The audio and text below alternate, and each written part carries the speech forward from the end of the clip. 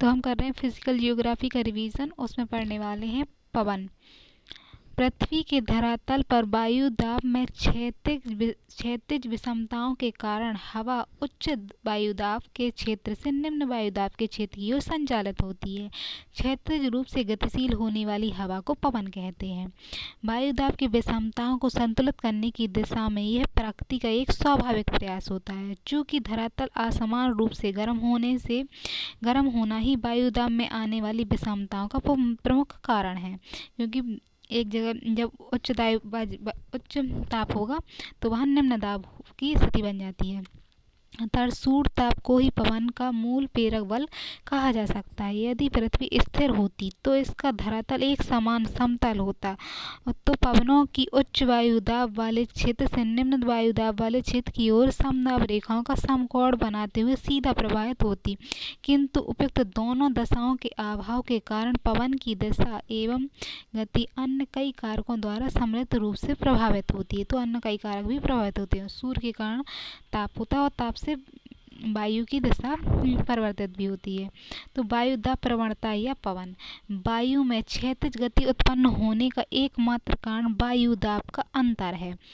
वायु दाब प्रवणता होती है। इसी प्रवणता की दिशा परमाणु के द्वारा परिमाण के द्वारा क्या है, वायु की दिशा और उसका वेग निर्धारित होता है। तो वायु दाब जहाँ उच्च होगा तो उच्च से निम्न की ओर जाएगी, तो उसकी दिशा और वेग निर्धारित होगा उसी से।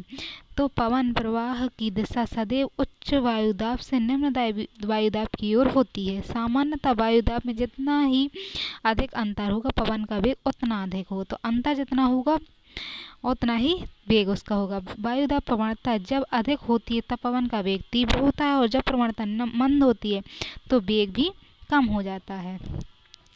पृथ्वी का आवर्तन यानी घूर्णन, पृथ्वी का घूर्णन भी प्रभावित करता है। यदि वायु दाब प्रवणता बल के द्वारा ही पवन की दिशा निर्धारित होती है तो सर्वत्र पवन की दिशा समदाब रेखाओं से 90 के कोण पर होती है। लेकिन पवन सदैव समभार रेखाओं के आसपास उच्च दाब से निम्न दाब की ओर सीधे चलता, किंतु धरातल क्या है, पवन अनिवार्य रूप से नियम का पालन नहीं करती, लेकिन हमेशा क्या होती है, इस तरह के नियमों का हमेशा पालन नहीं हो पाता है कि हमेशा समदाब रेखा उच्च से निम्न की ओर चलें और है सो पवन समदाब रेखाओं से 90 डिग्री का कोण बनाए। तो इसमें क्या है कि पृथ्वी के घूर्णन कारण इसमें परिवर्तन होता रहता है। पृथ्वी के अपवर्तन कोण के आधार पर विक्षेपक बल, जिसे कोरियोलिस बल, यानी पृथ्वी जब घूमती है तो कोरियोलिस बल लगते हैं भी कहते हैं, तो ये पवन की दिशा को मोड़ देते हैं। इसी कारण उत्तरी गोलार्ध में पवन अपने हाथ के दाईं ओर और दक्षिणी गोलार्ध में बाईं ओर मुड़ जाती हैं। तो पृथ्वी से जो हवाएं चलती हैं तो वो अपनी दाईं ओर, इस साइड दाईं ओर, यहाँ बाईं ओर मुड़ जाती हैं।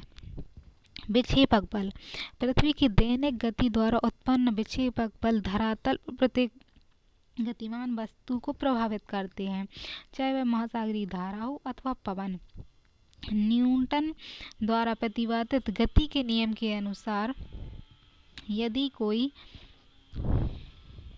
वस्तु समान वेग से एक सीधी दिशा में जा रही है तो उसी वेग से उसी दिशा में तब तक चलती रहेगी जब तक कोई बाहरी बल उस पर आरोपित ना किया जाए। जब वायु दाब प्रवणता बल के कारण कोई वायु का कण गतिमान होता है तब उसे एक सीधी रेखा में चलते रहने की सामान्य प्रवृत्ति विद्यमान रहती, किंतु पृथ्वी के आवर्तन यानी घूर्णन के कारण अक्षांश और देशांतर रेखा अपनी स्थिति बदलती रहती हैं। पृथ्वी घूमती है, इसी के कारण तो अक्षांश रेखाओं पर जो है और देशांतर रेखाओं पर उसकी स्थिति बदलती रहती है, जिससे पवन की दिशा में परिवर्तन होता है। विक्षेपक बल गतिमान वस्तु के वेग और गतिमान वस्तु के सहित अंश ज्या का समानुपाती होता है। चूँकि विक्षेपक बल अंश ज्या पर निर्भर करता है तब विषुवत रेखा पर यह शून्य होता है। ध्रुवों के पास इसकी मात्रा अधिक होती है। तो विक्षेपक बल जो है ध्रुवों पर शून्य होता है, विषुवत रेखा पर शून्य होता है, ध्रुवों पर अधिक होता है। विक्षेपक बल की यह अन्य विशेषता यह है कि गतिमान वस्तु से समकोण यानी लंबवत कार्य करता है। तो जो गतिमान वस्तु होती है तो विक्षेपक बल क्या है, उस पर समकोणीय लंबवत कार्य करता है। इससे उस बल का प्रभाव उसी दिशा में पड़ता है, ना कि उसके वेग पर। तो उसकी दिशा पर उसका प्रभाव पड़ता है विक्षेपक बल का, ना कि उसके वेग पर नहीं पड़ता। इसके अतिरिक्त यह बल प्रत्येक दिशा में समान होता है। वास्तव में विक्षेपक बल वास्तविक बल नहीं है, अब तो आभासी बल है, जो पृथ्वी के घूर्णन या धरातल पर गतिमान बस वायु के कारण उत्पन्न होता है। तो पृथ्वी के घूर्णन के कारण होता है और गतिमान वायु के कारण उत्पन्न होता है। विक्षेपक बल के प्रभाव। विक्षेपक बल का प्रभाव केवल उत्तर और दक्षिण अथवा दक्षिण से उत्तर चलने वाली वस्तुओं पर नहीं पड़ता, बल्कि उसके द्वारा पश्चिम पूर्व और पश्चिम से पूर्व से पश्चिम, पश्चिम से पूर्व अथवा किसी तिरछे मार्ग में चलने वाली वस्तुओं पर भी समान रूप से पड़ता है। प्रत्येक दशा में कोई भी गतिमान वस्तु उत्तरी गोलार्ध में अपने पथ के दाईं ओर, दक्षिणी गोलार्ध में अपने बाईं ओर, इस तरफ बाईं ओर मुड़ जाती है, दाईं ओर, उत्तरी गोलार्ध में दाईं ओर मुड़ जाती है। भूविक्षेपी पवन। तो भूविक्षेपी पवन यानी पृथ्वी के घूर्णन या अपवर्तन के से उत्पन्न होने वाले विक्षेपक प्रभावों को विवेचना सर्वप्रथम कोरियोलिस नामक फ्रांसीसी भौतिक शास्त्री ने सन 1844 में की थी। उन्हीं के नाम के आधार पर आभासी बल को कोरियोलिस बल की संज्ञा दी गई। जब पवन का मार्ग सीधा होता है तब उस पर केवल दो बलों का नियंत्रण होता है। मतलब जब पवन चल रही होती है सीधे मार्ग पर तो दो बल कार्य करते हैं। वायु दाब प्रवणता बल कि उच्च से, जहाँ उच्च दाब वायु दाब हो और निम्न दाब से उच्च से निम्न की हो जाती है तो वायु प्रवणता बल कार्य करता है। फिर भूविक्षेपी बल अर्थात धरातल पर वायु दाब में अंतर उत्पन्न होता है और भूविक्षेपी बल भी काम करता है। धरातल पर वायु दाब में अंतर उत्पन्न होता है और जब वायु उच्च दाब से निम्न दाब की ओर सीधी दिशा रेखा में चल रही होती है, किंतु पृथ्वी के घूर्णन या आवर्तन से उत्पन्न कोरस बल के प्रभाव के कारण पवन अपने आरंभिक पथ के दाईं ओर, उत्तरी गोलार्ध में दाईं ओर जुड़ा जाता है। विक्षेपक बल गतिमान पवन पर निरंतर प्रभाव डालता है। तो गतिमान बस जो पवन होती है उस पर निरंतर प्रभाव डालता है, जिसके फलस्वरूप अंत में वायु की दिशा समभार रेखा के समानांतर आ जाती है। तो उसकी दशा बदल जाती है और समानांतर रेखाओं के समान हो जाती है, समभार रेखाओं के समान हो जाती है। उच्च दाब के दाईं ओर और निम्न दाब बाईं ओर हो जाता है। फिर जियोस्टॉफिक ग्रीक भाषा का शब्द है जिसका अर्थ होता है पृथ्वी द्वारा मोड़ा गया। जब वायु दाब यानी प्रवणता कोरियोलिस बल तो पृथ्वी द्वारा मोड़ा गया, जब वायु दाब प्रवणता बल विक्षेपक बल में संतुलन हो जाता है, तो विक्षेपक बल में उसमें संतुलन हो जाता है, तब पवन प्रवाह समदाब रेखा के समानांतर होती है। तो समदाब रेखाओं के विक्षेपक बल अगर संतुलित हो जाता है तो समदाब रेखाओं के समानांतर होता है। इस प्रकार समदाब रेखाओं के समानांतर गतिशील पवन को भूविक्षेपी पवन कहते हैं। भूविक्षेपी पवन अपने आदर्श रूप में वायुमंडल की ऊपरी भागों में ही पाया जाता है, क्योंकि वहाँ घर्षण प्रभाव नगण्य होता है और समदाब रेखाएं भी सीधी होती हैं। धरातल के निकट घर्षण बल के हस्तक्षेप के कारण भूविक्षेपी पवन का विकास नहीं हो पाता। तो धरातल के पास क्या होता है, घर्षण होता है, इसलिए भूविक्षेपी पवनों का विकास नहीं हो पाता। भूविक्षेपी पवन की गति पर वायु दाब प्रवणता अक्षांश तथा वायु के घनत्व का प्रभाव पड़ता है। तो पवनों की गति पर वायु दाब की प्रवणता अक्षांश और वायु के घनत्व का प्रभाव पड़ता है। यह पवन वायु दाब प्रवणता का समानुपाती होता है। समदाब रेखाएं जितनी सघन होती हैं पवन का वेग उतना अधिक होता है। तो समदाब रेखाएं जो है, समान दाब लगाने वाली रेखाएं जितनी सघन होंगी पवन का वेग उतना अधिक होगा। यह पवन अक्षांश की ज्या का विलोम अनुपाती होता है। इस पवन का वेग वायु के घनत्व का विलोम अनुपाती होता है। वाइज-ब्लेंट का नियम। इस नियम के अनुसार यदि उत्तरी गोलार्ध में कोई व्यक्ति पवन की दिशा में पीठ करके खड़ा है तो बाईं ओर निम्न वायुदाब और दाईं ओर उच्च वायुदाब होता है। तो उत्तरी गोलार्ध में खड़ा है तो उसकी बाईं ओर निम्न दाब और दाईं ओर उच्च दाब होता है, दाईं ओर उच्च दाब होता है। इसके विपरीत दक्षिणी गोलार्ध में निम्न वायुदाब दाईं ओर और उच्च वायुदाब बाईं ओर होता है। तो दाईं ओर बाईं ओर के लिए नियम चलते हैं।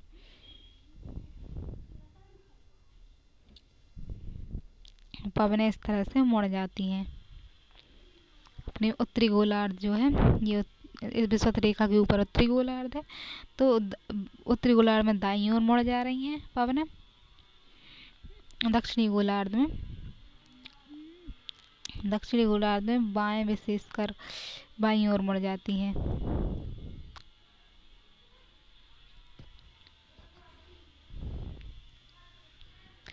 अब फेराल्ड का नियम। जिस दिशा में पवन जा रही हो उस दिशा की ओर पीठ करके खड़े हो जाने से हवा उत्तरी गोलार्ध में दाहिनी ओर और दक्षिणी गोलार्ध में बाईं ओर मुड़ जाती हैं, जो फेराल्ड का नियम है। अभिकेंद्री त्वरण। घूर्णन करती पृथ्वी का घूर्णन केंद्र की दिशा में वायु अंदर की ओर होने वाली गति के कारण पवन द्वारा स्थायी उच्च और निम्न वायुदाब के चारों समदाब रेखाओं का लगभग समानांतर एवं वक्राकार भाग का अनुसरण करना संभव हो पाता है। तो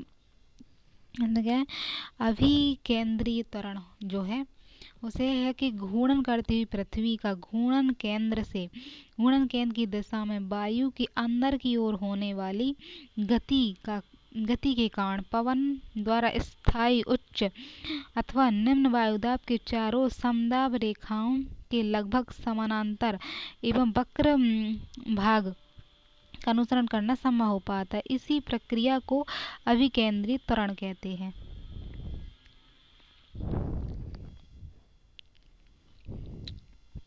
वह घर्षण प्रभाव।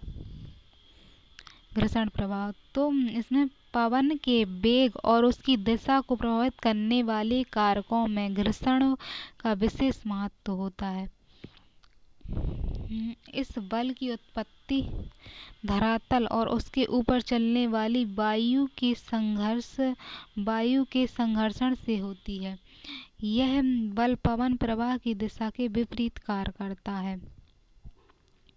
यह वायु के वेग का समानुपाती होता है।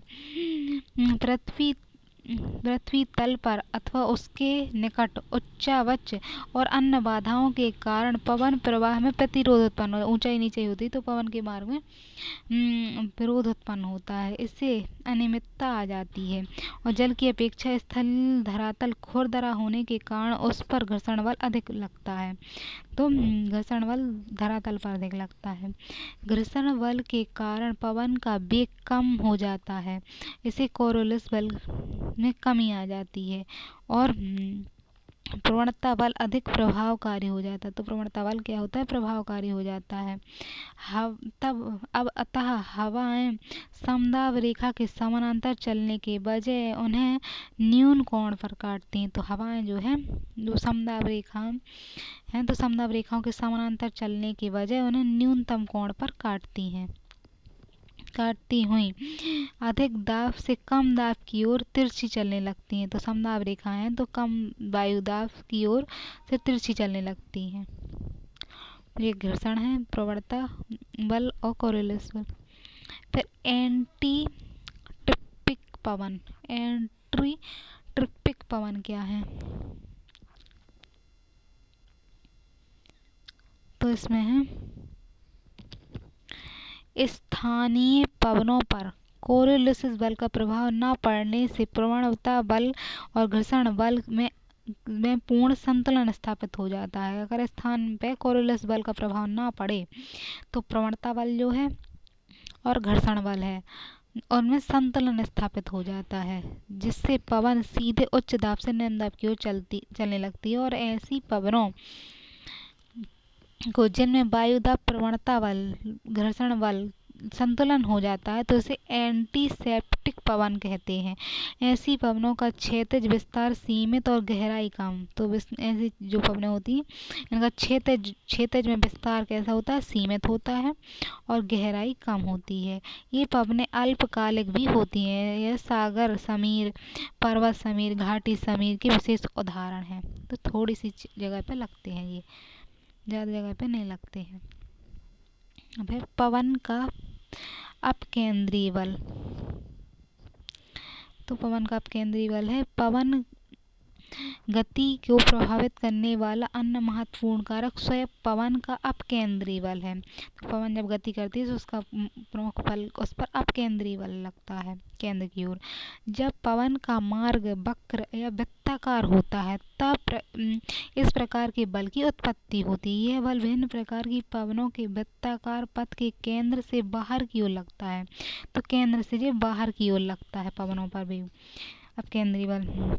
जब कोई कण समान गति से वृत्ताकार मार्ग में चक्कर लगाता है तो उस मार्ग के केंद्र यानी घूर्णन के अक्ष की दिशा में बल कार्य करता है। इसे अभिकेंद्री बल कहते हैं। इसी बल के कारण वह कण वृत्ताकार मार्ग में चलता है।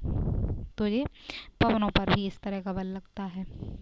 चूंकि न्यूटन की गति के तीसरे नियम के अनुसार प्रत्येक क्रिया के बराबर विपरीत प्रतिक्रिया होती है, अतः जब किसी कण पर केंद्र की दिशा में बल कार्य करता है तो उसके विपरीत दिशा में दूसरा बल होना स्वाभाविक है। इससे केंद्र से दूर फेंकने का प्रयत्न होता है। इस प्रतिक्रिया बल को ही अपकेंद्र बल या यह बल संग्रहित गुणे वेग स्क्वायर त्रिज्या के बराबर होता है। तो जितनी त्रिज्या है और संग्रहित बल और वेग का उसके अनुसार होता है। ऐसी स्थिति समदाब रेखा वृत्ताकार होती है। तो ऐसी स्थिति में क्या हो, समदाब रेखाएं जो होती हैं वो वृत्ताकार होती हैं और पवन गति का अभिकेंद्री बल का प्रभाव स्पष्ट दिखाई देता है। पवन की जो गति होती है उसमें अभिकेंद्र बल जो है बीच में जो बाहर की ओर लग रहा है तो स्पष्ट दिखाई देता है। चक्रावात या प्रतिचक्रावात में ही इस बल की उत्पत्ति होती है। वायुदाब प्रणाली के अंतर्गत जब वायुदाब प्रवणता के अनुसार पवन उच्च दाब से निम्न दाब की ओर चलता है तो विक्षेपक बल के कारण पवन क्या होती है, उच्च दाब से निम्न दाब की ओर चलती है। तो विक्षेपक बल के कारण वह सीधे पथ से विचलित हो जाता है तथा समदाब रेखा के समानांतर प्रवाहित होने लगता है। तो पथ क्या होता है, विचलित हो जाता है और समदाब रेखा के समानांतर प्रवाहित होने लगता है।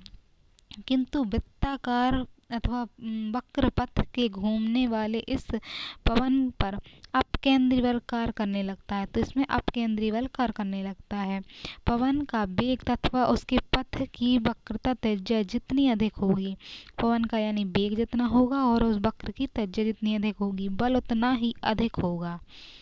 विक्षेपक भी उसी के अनुसार होगा, विक्षेपक बल भी उसी के अनुसार लगेगा। उत्तरी गोलार्ध में विक्षेपण के कारण पवन अपने पथ के दाईं ओर मुड़ जाती है, जिससे अपकेंद्री बल के कारण और वृद्धि हो जाती है और दक्षिणी गोलार्ध में विक्षेपक बल दाईं ओर हो जाता है। अब प्रवणता पवन है। तो जब वृत्ताकार मार्ग से चलने वाले पवन में वायु दाब प्रवणता बल और विक्षेपक बल एवं घर्षण बल में संतुलन स्थापित हो जाता है, तो जब वृत्ताकार मार्ग में चलती है पवन तो उसका प्रवणता बल, उसका विक्षेपक बल जो विरोधी यानी कोरिलेटिव विक्षेपक बल जो होता है और घर्षण बल, इनमें संतुलन स्थापित हो जाता है तो उसे प्रवणता पवन कहते हैं। सब तीनों बलों में संतुलन स्थापित हो जाता है तो इसे प्रवणता पवन कहते हैं। ये पवन वायुमंडल के ऊपरी भागों में समदाब रेखाओं के समानांतर चलते हैं, किंतु धरातल घर्षण के कारण ये निम्न दाब की ओर मुड़ जाते हैं। तो लेकिन धरातल पर क्या होता है, घर्षण होता है तो इससे ये निम्न दाब की ओर मुड़कर, तो इसमें ये लिखा है कि प्रवणता बल, विक्षेपक बल और घर्षण बल सब बराबर हो जाते हैं तो प्रवणता पवन कहते हैं इसे। और प्रवणता पवन कहते हैं तो ये निम्न बल दाब की ओर मुड़ जाता है, उन्हें न्यून कोण पर काटते हैं। तो एक घर्षण बल है यहाँ, और पवन वेग है, और प्रवणता बल है। दो न्यून कोण पर काटते हैं। फिर है धरातल अथवा उसके सन्निकट घर्षण के कारण पवन का वेग कम हो जाता है। तो धरातल होता है जब, तो धरातल के निकट घर्षण के कारण पवन का वेग यानी वेग जो है गति उसकी कम हो जाती है, जिसके फलस्वरूप विक्षेपक बल कम हो जाता है। और फिर चक्रवात अथवा प्रतिचक्रवात के चलने वाली ऐसी हवाओं को चक्र गति के पवन कहते हैं। उपयुक्त कारणों से ही उत्तरी गोलार्ध में चक्रवात में पवन वामावर्त और प्रतिचक्रवात में दक्षिणी गोलार्ध में पवन क्या है दक्षिणावर्त हो जाती है। तो उत्तरी गोलार्ध में चक्रवात जब आते हैं तो वे वामावर्त और प्रतिचक्रवात दक्षिणावर्त होते हैं। इस तरह वामावर्त होते हैं ऊपर की वामावर्त, और ये दक्षिणावर्त होते हैं दक्षिणावर्त। इसके विपरीत दक्षिणी गोलार्ध में चक्रवात दक्षिणावर्त और प्रतिचक्रवात वामावर्त होते हैं। फिर वायु की ऊर्ध्वाधर गति से संबंधित केशिकाएं। वायु जब ऊर्ध्वाधर गति करती है तो उसमें कोशिकाएं बन जाती हैं उष्णकटिबंधीय कोशिकाएं, इसे हैडली सेल कहते हैं। टॉपिक है हैडली सेल कहते हैं। तो इसमें है यह भूमध्य रेखा पर 30 डिग्री अक्षांश पर स्थित होती हैं। तो भूमध्य रेखा है जो भूमध्य रेखा पर 30 डिग्री अक्षांशों पर स्थित होती हैं। यह ताप को भूमध्य रेखा से ध्रुवों की ओर ले जाता है। ताप को क्या कहा है भूमध्य रेखा से ध्रुवों की ओर ले जाता है। उष्णकटिबंधीय जेट की स्थिति 200 मिलीबार दाब ऊंचाई पर ध्रुवों के किनारे की रहती है। तो इस स्थिति में क्या है 200 मिलीबार जो दाब है, दाब ऊंचाई पर 200 मिलीबार दाब ऊंचाई पर ध्रुवों के किनारे की रहती है। वायुमंडल में कोणीय संवेग का एक प्रमुख स्रोत यही केशिकाएं हैं। एक हेडले के सम्मानी प्रारूप जो उसके संपूर्ण पृथ्वी के लिए उपयोग में लिया जाता था उससे मेल खाता है, इसे हैडली केशिका का नाम दिया गया है। तो हैडली सेल में हम कि भूमध्य रेखा ये क्षेत्र में भूमध्य रेखा है उस क्षेत्र में गर्म होकर ऊपर उठने वाली वायु गुप्त ताप छोड़ती है। तो गुप्त जो है ताप होता है उसमें, तो ताप छोड़ती है जब बहुत अधिक ऊंचाई पर कपासी मेघ बनते हैं। इन मेघों के बनते समय जो गुप्त ताप निकलता है वे उष्णकटिबंधीय कोशिका को पर्याप्त आगे बढ़ाने की ऊर्जा प्रदान करते हैं। तो जो ताप निकलता है वो उष्णकटिबंधीय कोशिकाओं को और आगे बढ़ाने का प्रयास करते हैं, ऊर्जा प्रदान करते हैं। और कोशिका जो ताप शक्ति से आगे बढ़ती है ऊपर उठती वायु को ध्रुवों तथा ऊपरी क्षोभ मंडल की ओर ले जाती। तो ये वायु जो होती है ध्रुवों की ओर या क्षोभ मंडल में ऊपर ले जाती है। इस केशिका में ध्रुवों की ओर वायु की बाहरी प्रवाह को प्रतिव्यापारिक पवन कहते हैं। ये वायुधारा को भूमध्य रेखा के समीप, तो वायुधारा है जो तो भूमध्य रेखा के समीप 8000 से 12000 मीटर की ऊंचाई पर पाई जाती हैं। 20 से 25 अक्षांश के समीप नीचे उतरना प्रारंभ करते हैं। तो ये 20 से 25 अक्षांश के नीचे उतरना प्रारंभ करती हैं और कोरोलिस शक्ति के कारण विक्षेपित हो जाती हैं। इन्हें विक्षेपक पछुआ कहते हैं। तो हैडले सेल हैं। यहाँ इस चित्र में है कि एक गोला होता है 0 डिग्री होता है, तो यहाँ ऊपर 12000 तक चलती हैं और फिर हैडले सेल यहाँ 20 से 25 डिग्री अक्षांश के नीचे उतर जाती हैं। फिर ध्रुवीय, तो हैडली सेल थी। अब ध्रुवीय वाताग्र सेल यानी पोलर फॉरेंट या पोलर फॉरेंट सेल या फेरल सेल वे हैडले सेल थी, ये फेरल सेल हैं। अब यह 60 से 30 डिग्री उत्तर और दक्षिण के मध्य अक्षांशों में पाई जाती हैं। 30 से 60 डिग्री तक उत्तर और दक्षिणी अक्षांशों दक्षिण में मध्य अक्षांशों में पाई जाती हैं। फिर त्रिकोशिकीयमय देशांतरी परिसंचरण प्रतिरूप में 30 से 60 डिग्री अक्षांश के बीच परिसंचलन प्रतिरूप हैडली कोशिका के विपरीत पाया जाता है। तो हैडली कोशिका के विपरीत केवरा चक्र पाया जाता है। और इस कोशिका में धरातलीय वायु प्रवाह ध्रुवों की ओर होता है। धरातल का जो वायु प्रवाह है वह ध्रुवों की ओर होता है। इसे कोरोलिक शक्ति के कारण वायु पश्चिम से पूर्व, इसमें क्या है, वायु पश्चिम से पूर्व की ओर चलती है। ऊपरी वायुमंडल में 30 से 60 के डिग्री के बीच क्षोभ मंडल में साधारणतः पछुआ विद्यमान रहती है। तो 30 से 60 डिग्री के बीच में ये चलती हैं। और इसमें क्या हो, क्षोभ मंडल के ऊपरी भाग में साधारणतः पछुआएं विद्यमान रहती हैं। ऊपरी वायु की पछुआ ताप के स्थानांतरण एवं वायु के संचलन में महत्वपूर्ण योगदान देती है। तो ऊपर की जो पछुआ होती है वो ताप के स्थानांतरण में, वायु के संचलन में योगदान देती हैं। फिर टिवर्थ के अनुसार मध्य और उत्तरी क्षोभ मंडल में की पछुआ विशेषतः दीर्घ तरंग एवं जेट धाराएं। शीतोष्ण कटिबंध के ऊपरी पछुआओं में दीर्घ तरंगें अधिक होती हैं। तो शीत कटिबंध होता है, उसमें ऊपरी पछुआएं दीर्घ तरंगें अधिक होती हैं। ताप का स्थानांतर ठंडी वायु का निम्न अक्षांशों की ओर धकेला जाना एवं गर्म उष्णकटिबंधीय वायु का ध्रुवों की ओर धकेला जाने के कारण होता है। इस कोशिका में ध्रुवीय वातरक अधिक और निरंतर एवं प्रमुख होता है, जो मध्य क्षोभ मंडल में पाया जाता है। तो ध्रुवीय वातरक अधिक और निरंतर प्रमुख होता है, जो मध्य क्षोभ मंडल में पाया जाता है। फिर ध्रुवीय वाताग्र कोशिकाएं उष्ण कटिबंधीय वायु पश्चिमी खड्ड की उच्च वायुदाब कोशिका के उच्च अक्षांशों की ओर आगे बढ़ती हैं, जबकि मध्य कोशिका की वायु अपने पूर्वी भाग की ओर उष्ण कटिबंधीय प्रदेशों की ओर बढ़ती है। और ताप बजट को संतुलित करने में मध्य अक्षांश प्रवाह कोशिकाओं का बड़ा योगदान होता है।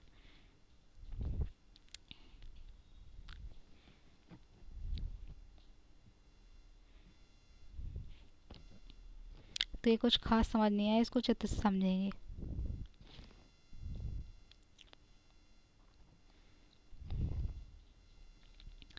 फिर ध्रुवीय या उपध्रुवीय कोशिकाएं।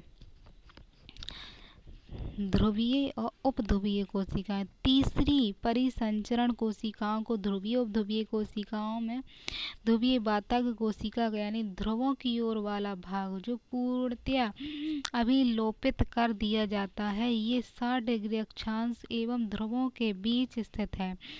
तो 60 डिग्री अक्षांश में ध्रुवों के बीच स्थित होता है। ध्रुवीय उच्च दाब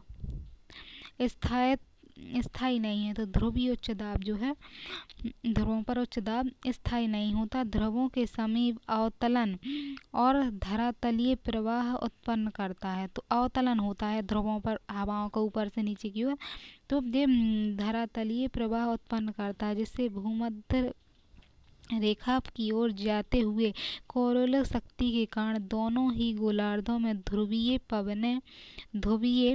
पूर्वी पवन हो जाती हैं। ध्रुवीय की जो पवन होती है वो पूर्वी पवन हो जाती हैं। और ठंडी ध्रुवीय पूर्वी पवन अपने मुंह मध्य रेखीय संचलन में गर्म पछुआ पवन से टकराती हैं। गर्म पछुआ पवनों से टकराती हैं और यह टकराव शीतोष्ण कटिबंध में होता है। इन दोनों वायु के संपर्क वाले क्षेत्र को ध्रुवीय वाताग्र कहा जाता है। समशीतोष्ण कटिबंध के चक्रवात का यह उत्पत्ति क्षेत्र है। समशीतोष्ण चक्रवात का उत्पत्ति क्षेत्र है। यह ताप का स्थानांतरण पूर्वी पवन की तरंगों से संबंधित है। उष्णकटिबंधीय क्षेत्र में ताप का आदान प्रदान संवेग प्रत्यक्ष अभिसंचरण से जुड़ा है।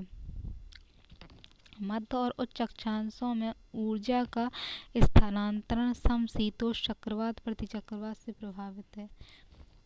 पवन के प्रकार।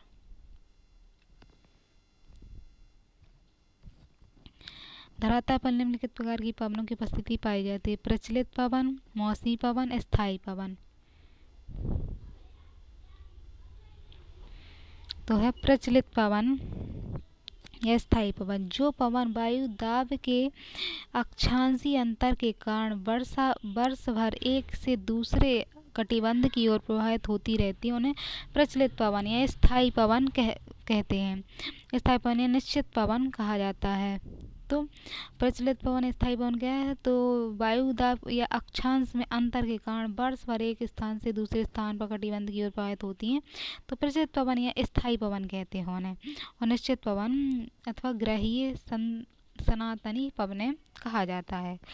तो ग्रहीय और सनातनी पवनें कहा जाती है। यह पवन महाद्वीप महासागरों के विशाल क्षेत्र पर वर्ष भर एक ही दिशा में गतिशील रहती हैं। तो वर्ष भर एक ही दिशा में गतिशील रहती है। जिसके अतिरिक्त ध्रुवीय हवाओं को भी प्रचलित पवनों के अंतर्गत शामिल किया जाता है। ध्रुवों की ध्रुवीय पवनें होती हैं, उनको भी इसमें प्रचलित पवनों के अंतर्गत शामिल किया जाता है। स्थायी पवनें तो व्यापारिक पवनें दक्षिणी अक्षांश के क्षेत्रों अर्थात उपोष्ण उच्च वायुदाब कटिबंधों में भूमध्य रेखा निम्न वायुदाब कटिबंध की ओर दोनों गोलार्धों में वर्ष भर निरंतर प्रवाहित होने वाली पवनों को व्यापारिक पवनें कहते हैं। तो दक्षिणी अक्षांशों के क्षेत्र में यानी उपोष्ण उच्च वायुदाब की पेटी से यानी 30 डिग्री वाली पेटी से हमेशा 0 डिग्री वाली पेटी की ओर इस तरह ये पवनें प्रवाहित होती हैं दोनों गोलार्धों में, इन्हें कहा जाता है व्यापारिक पवनें। अंग्रेजी भाषण भारांतरण ट्रेड विंड्स हैं। ट्रेड शब्द जर्मनी भाषा से लिया गया है। इसका तात्पर्य है निर्दिष्ट पथ या मार्ग। ये हवाएं एक निर्दिष्ट पथ या एक निर्दिष्ट पथ पर वर्ष भर एक ही दिशा में निरंतर बहने वाली हवाएं होती हैं। तो वर्ष भर एक ही दिशा में बहती हैं। सामान्यतः इन पवनों को उत्तरी गोलार्ध में उत्तर से दक्षिण दिशा में, तो उत्तरी गोलार्ध में बहती हैं उत्तर से दक्षिण की दिशा में, इस तरह उत्तर से दक्षिण की दिशा में और बहती हैं। और दक्षिणी गोलार्ध में दक्षिण से उत्तर दिशा में, तो दक्षिण से उत्तर दिशा में इस तरह बहती हैं। परंतु फेरल के नियम के अनुसार कोलुरस बल के प्रभाव के कारण उत्तरी गोलार्ध में अपने दाईं ओर, इनका दायां है, नीचे की ओर देख रही हैं तो इनका दायां है, और ये दाईं ओर, और दक्षिणी गोलार्ध में अपनी बाईं ओर, दक्षिणी गोलार्ध में बाईं ओर, उत्तरी गोलार्ध में दाईं ओर विक्षेपित हो जाती हैं। तो इस तरह से इस चित्र में है कि ये इस तरह विक्षेपित हो गई हैं। फिर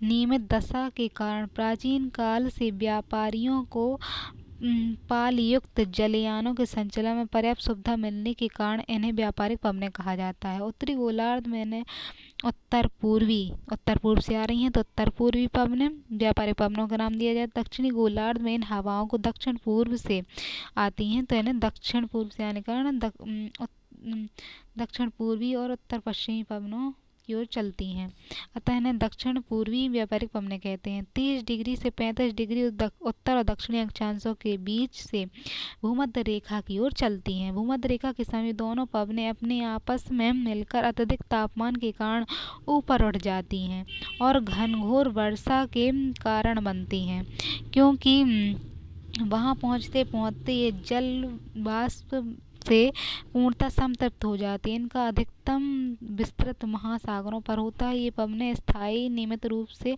एक निश्चित पथ पर चलती हैं और इनका वेग 15 से 25 किलोमीटर प्रति घंटा। वेग कितना होता है? 15 से 25 किलोमीटर प्रति घंटा। यह वेग शीत ऋतु में अधिक और ग्रीष्म ऋतु में कम। वेग क्या होता है? शीत ऋतु में अधिक और ग्रीष्म ऋतु में कम होता है। अब है पछुआ पवनें। तो पछुआ पवनें हैं जो 0 डिग्री है और 0 डिग्री ये क्या है? इस तरह से 60 डिग्री की ओर चलेंगी, दक्षिण पश्चिम से चलेंगी, जो उत्तर पश्चिम से चलेंगी। तो पछुआ है। पछुआ दोनों गोलार्धों में उपोष्ण उच्च उच्च वायुदाब यानी उपोष्ण यानी 30 से 35 डिग्री कटिबंधों से उपध्रुवीय निम्न वायुदाब उपध्रुवीय निम्न यानी 60 से 65 कटिबंधों की ओर चलने वाली स्थायी पवनों को इनकी पश्चिम दिशा के कारण पछुआ पवन कहते हैं, ये पश्चिम से आ रही होती है। उत्तरी गोलार्ध में दक्षिण पश्चिम से पूर्व की ओर, तो उत्तरी गोलार्ध जो है उसमें दक्षिण पश्चिम यानी यहाँ दक्षिण पश्चिम से उत्तर पूर्व की ओर चलती हैं। और दक्षिणी गोलार्ध इसके बाद दक्षिणी गोलार्ध है, यहाँ दक्षिण गोलार्ध में उत्तर पश्चिम से दक्षिण पूर्व की ओर प्रवाहित होती हैं, जहाँ पर ये गर्म और आर्द्र पछुआ हवाएं ध्रुवों से आने वाली ठंडी हवाओं से मिलती हैं। तो यहाँ से ठंडी हवाओं से यहाँ से आने वाली पवनों से यहाँ से मिलती हैं, तो वहाँ वाताग्र बन जाते हैं, जिन्हें शीतोष्ण वाता कहते हैं। पछुआ पवनों के साथ चक्रवात तथा प्रतिचक्रवात भी, तो चक्रवात और प्रतिचक्रवात भी पश्चिम से पूर्व दिशा में चलते हैं। तो चक्रवात तथा प्रतिचक्रवात भी पश्चिम पूर्व दिशा में चलते हैं। चक्रवातों तथा प्रतिचक्रवात के कारण पछुआ हवाओं के स्वभाव में परिवर्तन आ जाता है। उत्तरी गोलार्ध में स्थल की अधिकता, तो उत्तरी गोलार्ध होता है, तो उत्तरी गोलार्ध में स्थल की अधिकता के कारण पछुआ पवन अधिक जटिलता हो जाती है, तो पछुआ पवन में अधिक जटिलता हो जाती है तथा इसकी सक्रियता जाड़ों में अधिक और गर्मियों में कम होती है। अब पछुआ पवनों का सर्वश्रेष्ठ विकास 40 से 50 डिग्री दक्षिणी अक्षांशों के मध्य पाया जाता है। तो पछुआ पवन जो है, तो पछुआ पवनों का सर्वश्रेष्ठ विकास कहाँ होता है? 40 से 50 डिग्री दक्षिणी अक्षांशों के मध्य पाया जाता है, क्योंकि यहाँ जल राशियों के विस्तार के कारण पवनों की गति अपेक्षाकृत तेज, यहाँ पवनों की गति अच्छी तेज होती है और दिशा बिल्कुल निश्चित होती है। तो दक्षिणी गोलार्ध में अच्छी होती है। दक्षिणी गोलार्ध में इनका प्रचंड के कारण इन्हें 40 से 65 डिग्री अक्षांशों के मध्य होता है, तो दक्षिणी में प्रचंड होते, तो 40 अक्षांशीय क्षेत्र को गरजता 40, 50 के समीपवर्ती क्षेत्रों में प्रचंड 50, 60 के समीप इसे चीखता 60 के नाम से जाना जाता है। यह नामकरण वस्तुतः नाविकों द्वारा दिए गए हैं। ध्रुवों की ओर इन पवनों की सीमा काफी अस्थिर होती है, जो मौसम और अन्य कारणों के अनुसार परिवर्तित होती रहती है। गर्म अक्षांशों से ठंडे अक्षांशों की ओर चलने के कारण पछुआ पवनें तो गर्म अक्षांश से ठंडे अक्षांशों की ओर चलती हैं, तो पवनें शीतोष्ण कटिबंध में स्थिर महाद्वीपों की पश्चिमी भाग और पश्चिमी यूरोप, पश्चिमी कनाडा तथा दक्षिण पश्चिमी चिली में वर्ष भर वर्षा करती हैं। पछुआ एकमात्र स्थायी पवन है जो निम्न से उच्च अक्षांशों की ओर चलती हैं। तो पछुआ एकमात्र पवनें होती हैं जो निम्न अक्षांश से उच्च अक्षांशों की ओर जा रही होती हैं, इस तरह से जा रही होती है, नहीं तो व्यापारिक यहाँ से यहाँ निम्न की ओर जाती हैं, जीरो की ओर जाती हैं। अब है ध्रुवीय पवन।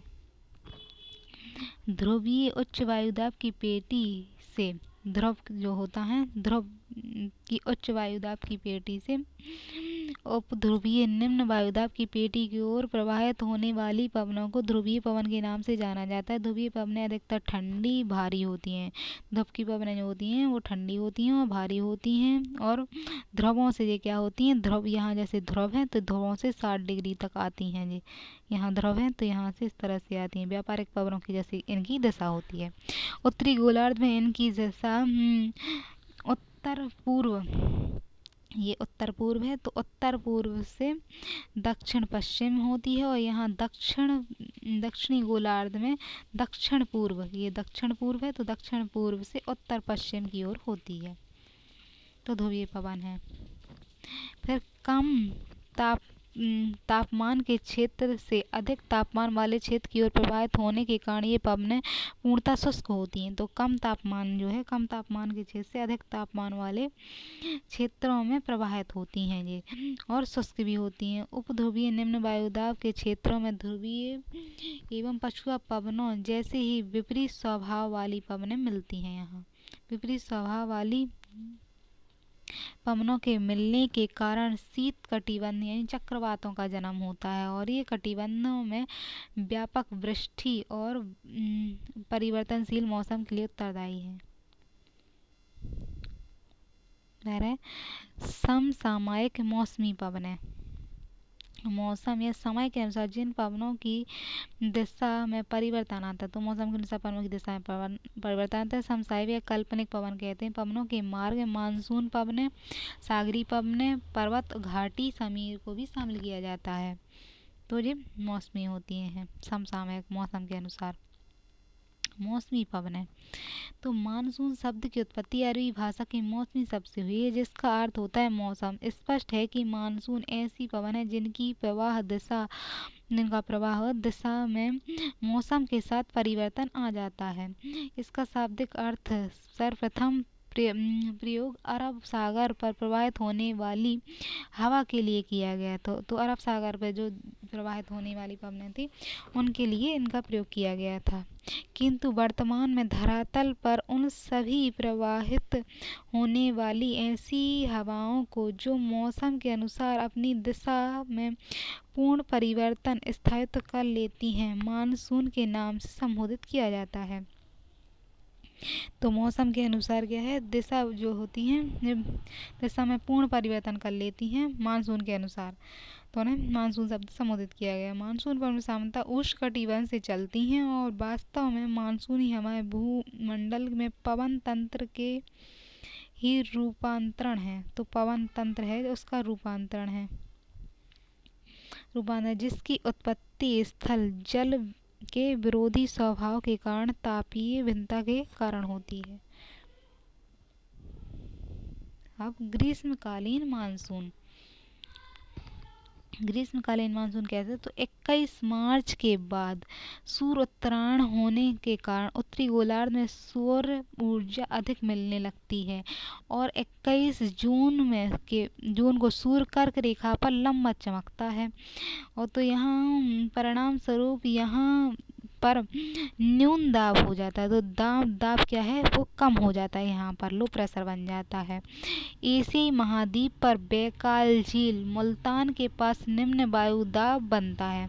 तो यहाँ उत्तरी गोलार्ध में क्या होता है, अब निम्न वायुदाब बन जाता है, जिसके विपरीत दक्षिणी गोलार्ध में शीतकाल के कारण शीतकाल हो यानी ठंडी चल रही होती, तो वहाँ उच्च दाब की स्थिति बन जाती। परिणाम स्वरूप हवाएं उच्च दाब से निम्न दाब की ओर चलने लगती हैं।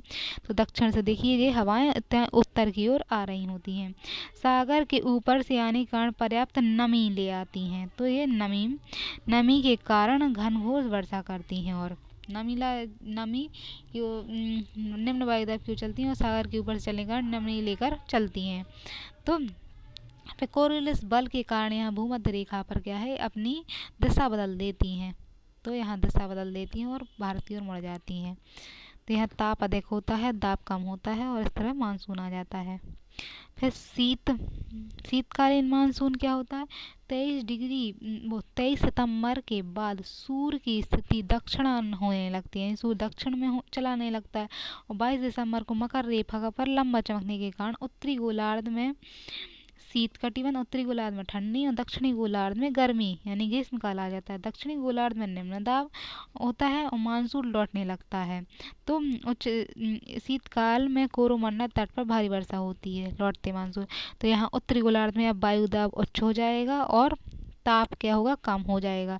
तो पवनें इस तरह दक्षिण की ओर चलने लगेंगी, कोरोमंडल तक तमिलनाडु के पास यहाँ वर्षा भी करती चलेंगी। ये लौटता मानसून कहते हैं। अब है स्थलीय या सागरीय समीर। तो दिन के समय निकटवर्ती समुद्र की अपेक्षा स्थल भाग अधिक गर्म हो जाने के कारण वहाँ निम्न दाब की स्थिति बन जाती है। तो स्थल पर निम्न दाब की स्थिति बन जाती है। जब सागरीय भाग अपेक्षाकृत ठंडा होने के कारण वहाँ उच्च दाब और जो सागर है वहाँ ठंडा होने के कारण उच्च दाब बन जाता है। स्थल की गर्म हवा हल्की होकर ऊपर उठ जाने से स्थल पर क्या होता है, रिक्त स्थान हो जाता है। इसे भरने के लिए सागरी भागों से हवाएं प्रवाहित होकर स्थल की ओर आने लगती हैं। तो सागरी समीर कहते हैं, सागर से आती हैं तो सागरी समीर कहा जाता है। दिन के समय ऐसा होता है। इसके विपरीत रात के समय तीव्र पार्थिव विकिरण के कारण स्थल भाग सागरीय भागों की अपेक्षा शीघ्र ठंडा भी हो जाता है, जिसके कारण उस पर उच्च वायु दाब उपस्थित हो जाता है और सागरीय भाग अपेक्षाकृत निम्न वायु दाब का क्षेत्र बन जाता है, जिसके कारण स्थल भाग से सागर की ओर पवनें संचार होने लगता है। इसे स्थल समीर, स्थल की ओर से सागर की ओर जा रहे हैं तो स्थल समीर है। वास्तव में स्थलीय एवं सागरीय समीर छोटे पैमाने पर प्रवाहित होने वाली मानसूनी हवाएं हैं, जिनकी दिशा में 24 घंटे में 2 बार परिवर्तन होता है। तो रात और दिन के हिसाब से इनमें परिवर्तन होता है। ये समीर समुद्र तटीय क्षेत्रों की एक पतली पट्टी को ही प्रभावित करते हैं, पूरे देश को, बड़े क्षेत्र को नहीं बल्कि छोटे क्षेत्र को प्रभावित करते हैं। और इसी कॉन्सेप्ट पर है पवन, पर्वत और घाटी समीर। अधिकांश पर्वतीय क्षेत्रों में 2 प्रकार की दैनिक हवाएं प्रवाहित होती है। दिन के समय पर्वतीय ढाल वाला क्षेत्र उसकी घाटियों की अपेक्षा अधिक गर्म होता है, तो पर्वत वाला जो क्षेत्र होता है वो अधिक गर्म हो जाता है, जिसके कारण पवन संचार घाटी से ऊपर की ओर होता है, पवनें घाटी से ऊपर की ओर जाने लगती हैं। इसी को घाटी समीर कहा जाता है, क्योंकि घाटी से ऊपर की ओर जा रही है तो ये घाटी समीर है। इसके विपरीत सूर्यास्त के पश्चात रात्रि के समय व्यवस्था पूर्णतः पलट जाती है, क्योंकि पर्वतीय ढाल पार्थिव विकिरण का जो आती है ऊष्मा सूखी होती है उसे तुरंत छोड़ देते हैं, विघटित कर देते हैं। तब विकिरण के द्वारा जो ऊष्मा विसर्जन हो जाता है तो उच्च वायु दाब का क्षेत्र बन जाता है। तो यहाँ उच्च वायु दाब का क्षेत्र बन जाता है और ऊंचाई वाले भागों में ठंडी और घनी हवाएं होती नीचे बैठने लगती हैं। तो अब क्या होता है, रात के समय हवाएं नीचे की ओर बैठने लगती हैं और इसे पर्वतीय समीर कहते हैं, यानी पर्वतों से नीचे की ओर चलने लगती हैं। पर्वत पवन के अवरोही पवन या गुरुत्व पवन भी कहते हैं, तो ये गुरुत्व नीचे की ओर जा रही है इसलिए गुरुत्व पवन कहते हैं। 24 घंटे के अंदर दिशा में 2 बार पूर्णतः परिवर्तन होता है, इस कारण इसे दैनिक समीर कहते हैं। अब चक्रवाती पवन जब किसी स्थान के निम्न वायुदाब का क्षेत्र चारों ओर से उच्च वायुदाब के क्षेत्र से हवाएं बाहर से केंद्र की ओर आती हैं, तो बाहर से यहाँ केंद्र की ओर हवाएं आ रही हैं, तो अंदर निम्न दाब होता है और बाहर उच्च दाब, तो केंद्र की ओर चलती हैं तो चक्राकार गति में चलने लगते हैं, इन्हें चक्रवर्ती पवन कहते हैं। इनके विपरीत जब उच्च वायु दाब के केंद्र, यहाँ दाब उच्च है, उच्च वायु दाब के केंद्र से बाहर की ओर पवनें चलती हैं, यहाँ तो बाहर की ओर पवनें चलती हैं तो निम्न वायु दाब के क्षेत्र से घिरा जाता है। ऐसी हवाएं अंदर से बाहर की ओर चलकर गति करने लगती हैं, इन्हें प्रतिचक्रवात कहते हैं। चक्रवातों को भिन्न भिन्न देशों क्षेत्रों में अलग अलग नामों से जाना जाता है, तो चक्रवात होते हैं भिन्न भिन्न देशों में अलग अलग नामों से जाना जाता है। उत्तरी अटलांटिक और पूर्वी अमेरिकी तटों पर उठने वाले चक्रवातों को हरिकेन, तो उत्तरी अमेरिका है तो उत्तरी अमेरिका के तटों पर उठने वाले चक्रवात को हरिकेन, और मेक्सिको की खाड़ी या मिसिसिपी घाटी में मालागासी के पास उठने वाले चक्रवातों को टॉर्नेडो, चीन जापान उत्तरी प्रशांत चक्रवातों को टाइफून, तैमूर सागर और ऑस्ट्रेलिया के उत्तर पश्चिम में चलने वाले चक्रवातों को बिलीबिली कहा जाता है। अब है जेट स्ट्रीम।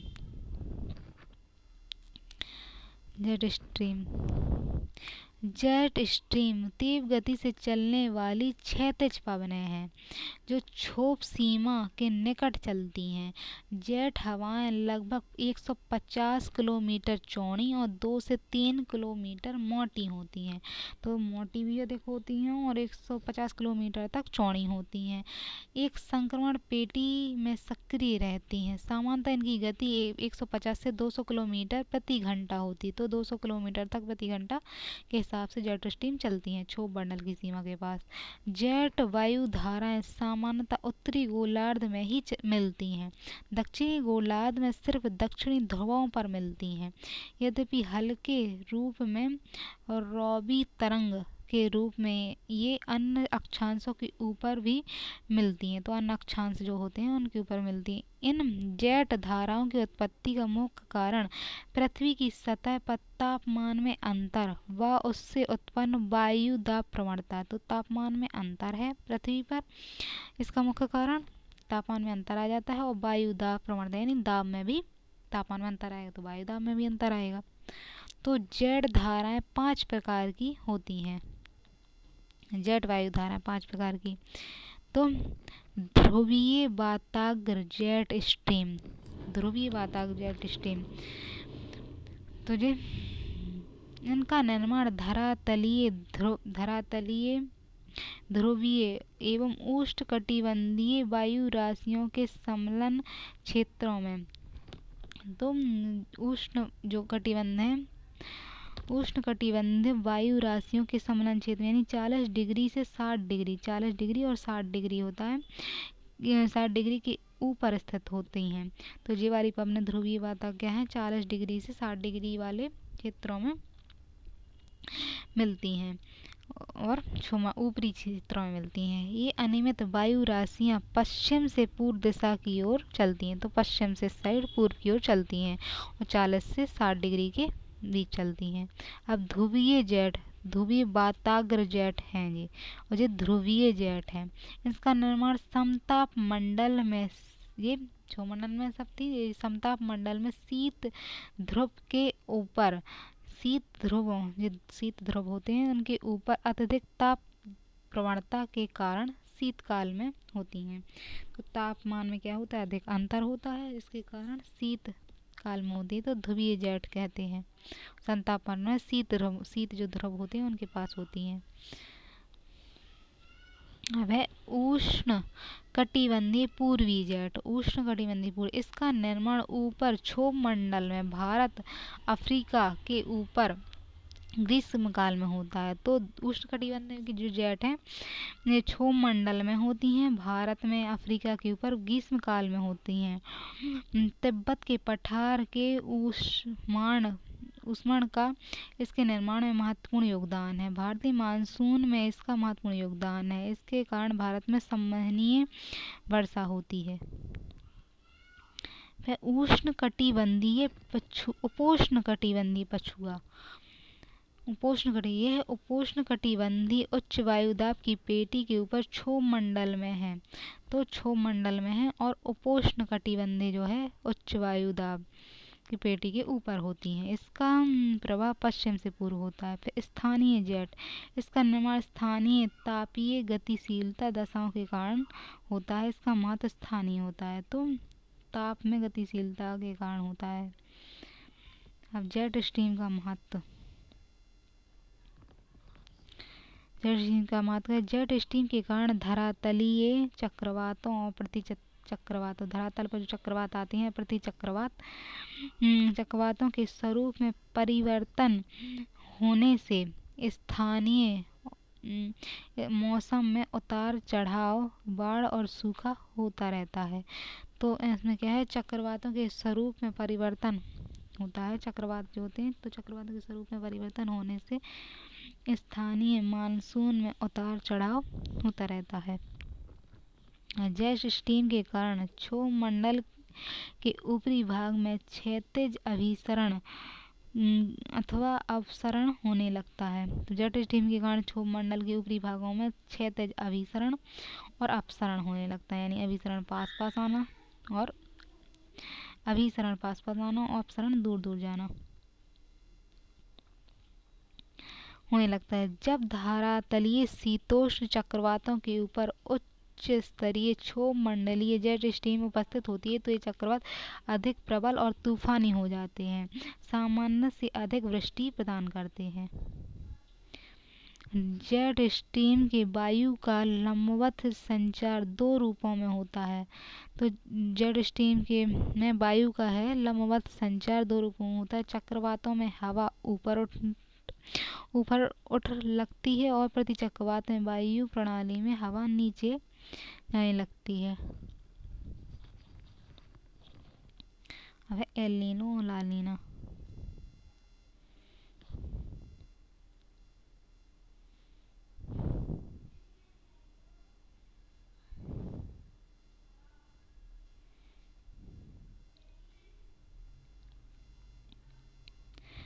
तो है एल नीनो उष्णकटिबंधीय प्रशांत महासागर के, तो एल नीनो जो है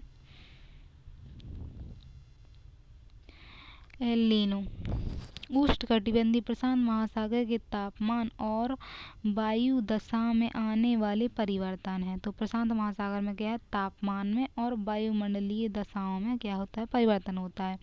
जैसा जो विश्व मौसम घटना को प्रभावित करता है। प्रत्येक 5 या 7 साल के अंतराल पर पूर्वी प्रशांत महासागर के जल स्तर के तापमान में वृद्धि हो जाती है और पेरू इक्वेडोर के तट के समानांतर प्रशांत महासागर में उत्तर से दक्षिण की ओर गर्म जलधाराएं प्रभावित होती हैं। तो इससे ऑस्ट्रेलिया इंडोनेशिया के आसपास दक्षिण महासागर की सतह दाब में वृद्धि हो जाती है।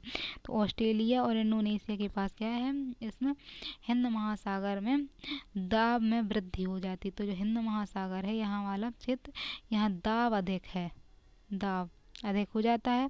तो यहाँ से गर्म हवाएं उस साइड चलने लगती हैं। दाब अधिक होने के कारण पश्चिमी प्रशांत महासागर में व्यापारिक पवनें कमज़ोर होने लगती हैं। पवनें जो इस साइड आ रही थी वो कमज़ोर होने लगती हैं और पूरब की ओर मोड़ने लगती हैं। इसके कारण हिंद महासागर पश्चिमी प्रशांत महासागर क्षेत्र में गर्म जलधारा पूर्वी प्रशांत महासागर की ओर गतिशील हो जाता है। तो गर्म जो धाराएं हैं वो इस साइड चलने लगती हैं और गर्म जलधाराएं इस साइड पूरब की ओर इकट्ठी हो जाती हैं। वहाँ दक्षिणी अमेरिका के पास पूर्वी प्रशांत महासागर की ओर गतिशील हो जाती हैं और भारत, इंडोनेशिया, दक्षिण पूर्वी चीन, पश्चिमी प्रशांत के परंपरागत वर्षा वाले क्षेत्र में मानसून कमज़ोर हो जाता है। तो यहाँ जो हिंद महासागर वाला क्षेत्र, यहाँ मानसून कमज़ोर हो जाता है क्योंकि गर्म धाराएं यहाँ जो दक्षिण अमेरिका वाला क्षेत्र होता है यहाँ पहुँच जाती हैं और मानसून यहाँ कमज़ोर हो जाता है। यहाँ भयंकर सूखे का प्रकोप छा जाता है। इसके विपरीत शुष्क क्षेत्र वाला पूर्णतः प्रशांत क्षेत्र बाढ़, यहाँ पर बाढ़ आ जाती है क्योंकि यहाँ वर्षा बहुत ज़्यादा होती है, बाढ़ आ जाती है। और यहाँ जो घास होती है एक प्रकार की जो मछली खाती हैं वो यहाँ नष्ट हो जाती है और यहाँ गर्मी के कारण प्रभाव पड़ता है, मत्स्य क्षेत्र पर प्रभाव पड़ता है। तो ये एल नीनो था। अब ला नीना इसके विपरीत होता है। तो ला नीना एल नीनो के विपरीत स्थिति होती है। ला नीना के आगमन से पश्चिम प्रशांत महासागर में, तो जो प्रशांत महासागर होता है ये जैसे वो है, ये प्रशांत महासागर वाला है, पश्चिम की ओर है, ये पूर्व वाला है। तो और यहाँ हिंद महासागर है। तो यहाँ पश्चिम प्रशांत महासागर में तापमान में वृद्धि होती है। तो यहाँ तापमान में वृद्धि होती है और तापमान वृद्धि के कारण हवाएं यहाँ चलती हैं। तापमान वृद्धि होती है तो प्रशांत महासागर, हिंद महासागर क्षेत्र में बसे देशों में अच्छी वर्षा होती है। तो पवनें यहाँ से यहाँ आती हैं और यहाँ पर गर्म होती हैं और यहाँ वर्षा करती हैं। ला नीना समुद्री तापमान, वायु प्रणाली और मौसमी तंत्र से बदलाव आते हैं और एल नीनो के विपरीत, एल नीनो में जहाँ सूखा का प्रभाव ज़्यादा था वहाँ ला नीना अत्यधिक वर्षा की जाती। तो यहाँ भारत में, ऑस्ट्रेलिया वाले इंडोनेशिया क्षेत्र में वर्षा अधिक हो जाती है ला नीना से। अब है स्थानीय पवनें। तो स्थानीय पवनें, स्थानीय धरातलीय बनावट, तापमान, स्थान की धरातल की बनावट कैसी है, तापमान कैसा है और वायुदाब कैसा है, विशिष्ट स्थिति के कारण संभवतः प्रचलित पवनों के विपरीत प्रवाहित होने वाली हवाएं हैं। तो जो प्रचलित पवनें हैं उनके विपरीत प्रवाहित होती हैं स्थानीय पवनें हैं। स्थानीय हवाओं के रूप में जानी जाती हैं। इसका प्रभाव छोटे क्षेत्रों पर पड़ता है। क्षोभमंडल की सबसे निम्नवर्ती परतों में ही सीमित रहता है। इन हवाओं की स्वाभाविक विशेषता, उनके प्रभाव विभिन्न प्रकार के हो सकते हैं। विश्व की प्रमुख स्थानीय पवनों में चिनूक जो है वो अमेरिका में है। रॉकीज पर्वत उत्तरी अमेरिका में, संयुक्त राज्य अमेरिका के पास चिनूक है। रॉकी पर्वत के ढाल यानी जो पश्चिम तट पर उसका जो वो है तो वहाँ पर उत्पन्न होती हैं। तो ग्रीस बस रॉकी पर्वत के ढाल के सहारे गर्म और शुष्क हवाएं जो संयुक्त राज्य अमेरिका में होती हैं। इस हवा का औसत तापमान 40 डिग्री फ़ारेनहाइट होता है। इन हवाओं के आगमन से तापक्रम में अचानक वृद्धि हो जाती है, तो वहाँ का तापमान बढ़ जाता है, और तब कभी कभी तो चंद मिनटों में तापमान 34 फ़ारेनहाइट तक बढ़ जाता है, जिसके फलस्वरूप धरातल पर अचानक बर्फ जो धरातल पर बिछी होती है वो पिघल जाती है। इस कारण इन पवनों को हिमभक्षी भी कहा जाता है। वहाँ मैदानों में अच्छी फसल होती है। फोन जो है अटलांटिक पर्वत, अल्पस पर्वत सॉरी फोन जो है आल्पस पर्वत के उत्तर ढाल से नीचे उतरने वाली गर्म शुष्क हवा यानी यूरोप में है, जिनका सर्वाधिक प्रभाव स्विट्जरलैंड में पाया जाता है और अंगूर को पकाने में सहायक होती हैं। तो ये फर्न पवने हैं। फिर सिरोका, तो सहारा मरुस्थल में भूमध्य सागर की ओर चलने वाली गर्म हवाएं हैं। तो सहारा मरुस्थल में भूमध्य सागर की ओर चलने वाली हवाएं। अन्य नाम है, तो अन्य नामों में इनके हैं सहारा में खमसीन मिस्र में, फिर गिलविली बिलिया में, चिली ट्यूनीसिया में, सिरोको इटली में, लेविक स्पेन में कहा जाता है। सहारा मरुस्थल से इटली में प्रवाहित होने वाली सिरोको पवन बालू के कणों से युक्त होती है। तो सिरोको जो पवन होती है इटली में प्रवाहित होती है, तो इसमें क्या है, पवनों में बालू के कण अधिक होते हैं। भूमध्य सागर से नमी धारण करने के बाद यह इटली में वर्षा करती हैं। तब लाल बालू के कण नीचे बैठने लगते हैं और ऐसा लगता है कि रक्त की वर्षा हो रही है। इस प्रकार वर्षा को इटली में रक्त वर्षा कहा जाता है। तो ये सहारा मरुस्थल से इटली की ओर चलती हैं इस तरह से। फिर है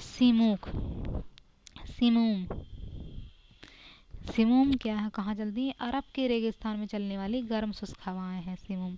फिर हरमट्टन, ये सहारा रेगिस्तान के उत्तर पूर्व में इस साइड दिशा में चलने वाली गर्म शुष्क हवाएं हैं। गिनी तट पर इस हवा से डॉक्टर हवा के नाम से जाता है। गिनी तट पर चलती हैं हरमट्टम हवाएं, और गिनी तट यहाँ पे है अफ्रीका के पास, इस तरह से अफ्रीका के पास गिनी तट।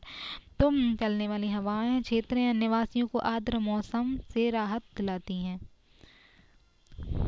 फिर वीक फील्डर्स ऑस्ट्रेलिया के विक्टोरिया प्रांत में चलने वाली शुष्क हवा है। सांडा आना, दक्षिणी कैलिफोर्निया राज्य यही संयुक्त राज्य अमेरिका सांडा आना घाटी में चलने वाली गर्म शुष्क हवाएं हैं। सकरी घाटी में बहने वाली गर्म शुष्क हवाओं को स्थानीय नाम। तो सकरी घाटी में जो बहती हैं हवाएं, तो यहाँ हवाओं के नाम है सारे ये।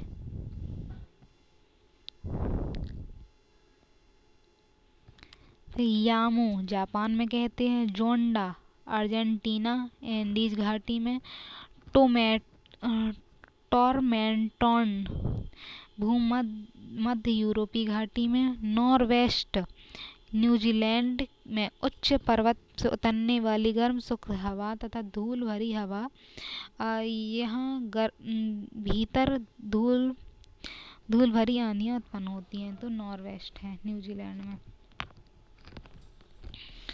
फिर है सामल मेसोपोटामिया ईरान फारस की खाड़ी में चलने वाली गर्म शुष्क हवाएं हैं, सामट है।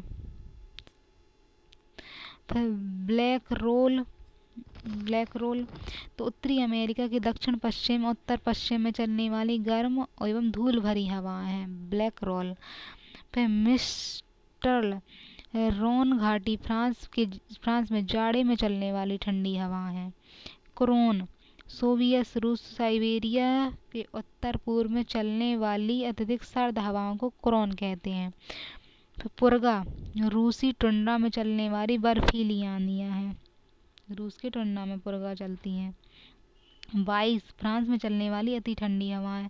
लेब्राडोर स्पेन से पूर्व से पश्चिम में चलने वाली ठंडी हवा लेवेंडर कहते हैं। फिर जोंडा अर्जेंटीना की गर्म हवा है। लू भारत में गर्मियों में चलने वाली हवा शुष्क हवा है। बोरा युगोस्लाविया के एंटियार्कटिक तट पर चलने वाली ठंडी हवा है।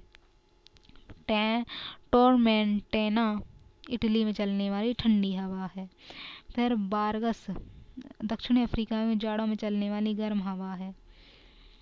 फिर पोन्नेटी ये भूमध्य सागरीय क्षेत्रों में विशेषकर कॉर्सिको फ्रांस में चलने वाली शुष्क और ठंडी हवा है। पैम्पोरा तो ये पैम्पोरा क्षेत्र में चलने वाली अर्जेंटीना है, तो अर्जेंटीना उरुग्वे की पैम्पास जो क्षेत्र है घास की वहाँ चलने वाली ठंडी ध्रुवीय हवाएं हैं। पेपेगायो मैक्सिको के तट पर चलने वाली शुष्क हवाएं हैं। फिर टेरल ये पुरू और चिली के पश्चिम तट में समीर है। जूरा पर्वत जोरॉन कहाँ है? जूरा पर्वत जेनेवा झील रात्रि में चलने वाली शीत शुष्क हवाएं हैं। नॉर्दर्न क्या है? टेक्सास राज्य यानी संयुक्त राज्य अमेरिका में चलने वाली शुष्क शीतल हवाएं हैं। 24 घंटे में 20 डिग्री सेल्सियस तक कम हो जाती हैं, हानि पहुंचाती हैं।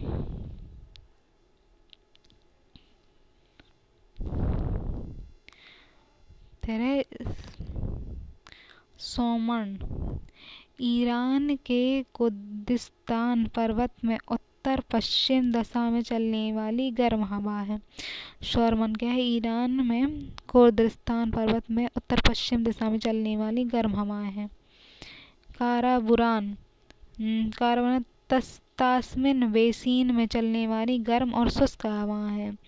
काराबुरान फिर कालिक पवन मानसून प्रकार की प्रबल दक्षिण पश्चिम हवाएं हैं जो ग्रीष्मकाल में मध्य अमेरिका के प्रशांत महासागरीय तट पर चलती हैं। विरजोन पेरू और चिली के पश्चिम तट पर चलने वाली समुद्री समीर है। विरजोन अब है वेंडा वेल्स जिब्राल्टर जल संधि तथा स्पेन के पूर्वी तट से सुदूरवर्ती क्षेत्रों को प्रभावित करने वाले अवदाबों से चलती हैं और तीव्र वर्षा को उत्तरदायी होती हैं।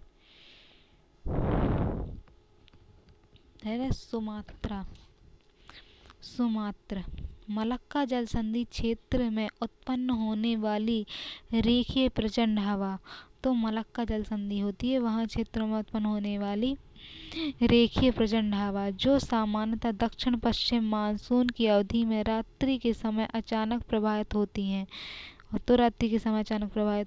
तड़ित झंझावात का रूप धारण कर लेती हैं। फिर केटावेटिक पवन ये स्थानीय पवन प्रायः विकिरण द्वारा ठंडी होकर रात्रि के समय पर्वतीय ढालों के नीचे की ओर बहती हैं। यह ठंडी वायु के प्रवाह से भी उत्पन्न होती हैं जो हिमटोपों के ढालों से नीचे चलती हैं। सदर्न वेस्टर्न हवाएं क्या हैं? तो ऑस्ट्रेलिया के न्यू साउथ वेल्स प्रांत से सदर्न वेस्टर्न क्या है? तो ऑस्ट्रेलिया के न्यू साउथ वेल्स प्रांत में चलने वाली ऑस्ट्रेलिया में न्यू साउथ वेल्स प्रांत में शुष्क पवन है जिनके कारण तापमान काफ़ी कम हो जाता है। सदर्न वेस्टर्न फिर सिस्तान ईरान में है। पूर्वी ईरान में सिस्तान प्रांत में ग्रीष्मकाल में चलने वाली तीव्र हवाएं हैं 110 किलोमीटर तक होती हैं। 120 दिन का पवन के नाम से जाना जाता है। फिर नेवोडो दक्षिणी अमेरिका में एंडीज पर्वत हिम क्षेत्र में इक्वेडोर की उच्च घाटियों में नियमित रूप से प्रवाहित होने वाली हवा है। एनाबेटिक हवा कहते हैं और पर्वतीय वायु के रात्रि विकिरण बर्फ के संपर्क में ठंडी हो जाने के कारण ढालों से नीचे की ओर प्रवाहित होती हैं। मेस्ट्रो भूमध्य सागरीय क्षेत्र के मध्यवर्ती भाग में चलने वाली उत्तर पश्चिमी हवा, जो यहाँ उत्पन्न होने वाले किसी अवदाब के पश्चिम भाग में अधिक तीव्रता से प्रवाहित होती हैं। हबूब, तो ये हबूब वाली हैं उत्तरी पूर्वी सूडान में, विशेषकर खार्तूम के समीप चलने वाली एक प्रकार की धूल भरी आंधी, जिसके कारण दृश्यता कम हो जाती है। तो धूल भरी आंधी होती है सूडान में, होती है ये उत्तर पूर्वी सूडान में। कभी कभी तड़ झंझावात के साथ वर्षा करती हैं, विशेषकर मई और सितंबर के महीने में चलती हैं।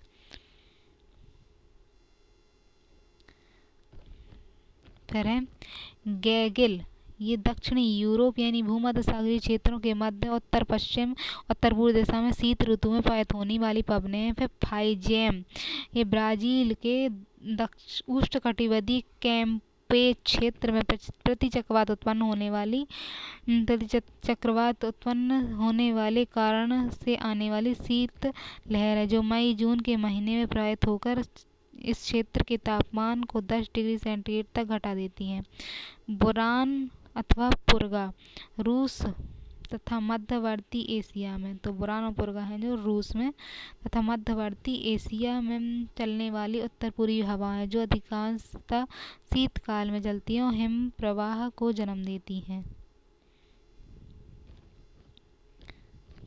फिर बाग्यो, फिलीपींस द्वीप समूह में आने वाले उष्णकटिबंधीय चक्रवातों को बायोग के नाम से जाना जाता है। काल वैसाखी, भारत के गंगा ब्रह्मपुत्र मैदान में प्रचंड तूफान, भारी वर्षा, ओला के साथ गर्म ग्रीष्म ऋतु में इनका अनुभव होता है। आम की फसल पकाने के दौरान काल वैसाखी महत्वपूर्ण है। आम बौछार भी कहा जाता है। चाय, जूट आदि के लाभदायक होती हैं। अब इनको वायुदाब और पवन को एक नज़र में देखते हैं। पवन की उत्पत्ति वायुदाब में अंतर के कारण होती है। वायुदाब को बैरोमीटर से मापा जाता है। बैरोमीटर पवन में तेजी से गिरावट, तूफान, मौसम के संकेत होते हैं। बैरोमीटर के पठन का पहले गिरना फिर धीरे धीरे बढ़ना वर्षा की स्थिरता का द्योतक है। प्रचलित पवनें सनातनी पवनें वर्ष भर एक ही दिशा में, जो सनातनी पवनें होती हैं वर्ष भर एक ही दिशा में गतिमान रहती हैं। दक्षिणी अक्षांशीय क्षेत्रों में अर्थात उपोष्ण उच्च वायुदाब कटिबंधों से भूमध्य रेखीय निम्न वायुदाब कटिबंध की ओर दोनों गोलार्धों में वर्ष भर निरंतर प्रवाहित होने वाली पवन को व्यापारिक पवन कहा जाता है। भूमध्य रेखा के समीप व्यापारिक पवनें मिलकर घनघोर वर्षा करती हैं। पछुआ पवनों को दक्षिणी गोलार्ध में इनकी प्रचंडता के लिए 40 से 45 अक्षांशों के मध्य गरजता 40, 50 के समीपवर्ती क्षेत्र प्रचंड 50 और 60 के समीपवर्ती क्षेत्रों में चीखता 60 कहा जाता है। तरह मानसूनी हवाएं भूमंडल के पवन तंत्र का रूपांतरण है। स्थलीय सागरीय समीर पवन, पर्वत एवं घाटी समीर स्थानीय पवनों के उदाहरण हैं। चिनूक, रॉकी पर्वत श्रेणी ढाल के सहारे चलने वाली गर्म हवाएं हैं और इन्हें हिमभक्षी भी कहा जाता है। फोर्न, आल्प पर्वत उत्तरी ढाल से नीचे उतरने वाली शुष्क एवं गर्म हवाएं हैं। अंगूर को पकाने में सहायक होती हैं। ऑस्ट्रेलिया, जर्मनी और स्विट्जरलैंड में। फिर सिरोको, जो सहारा मरुस्थल में भूमध्य सागर की ओर चलने वाली हवाएं सिरोको। फिर हमटट पवन, डॉक्टर हरमनटट पवनें डॉक्टर विंड कहा जाता है। गिनी के तट पर निवासियों को आर्द्र मौसम व बीमारियों से छुटकारा दिलाती हैं। फिर बेकफील्ड, ऑस्ट्रेलिया विक्टोरिया प्रांत में चलने वाली शुष्क हवाएं। मिस्ट्रल, रोन घाटी फ्रांस में जाड़ों में चलने वाली ठंडी हवा है। फिर दोनों गोलार्ध में 30 से 35 के बीच वायुदाब पेटियों को अक्षांश कहते हैं। तो दोनों गोलार्धों में 30 से 35 के बीच की जो वायुदाब पेटियां होती हैं उनको अक्षांश, तो दोनों गोलार्धों में कहा जाता है। फिर सागर समीर दिन में 1 से 2 बजे तक सर्वाधिक सक्रिय होते हैं। फर्न हवा पवन सर्वाधिक स्विट्जरलैंड में होती हैं। तो पवनों का चैप्टर था रिवीजन कंप्लीट हो गया।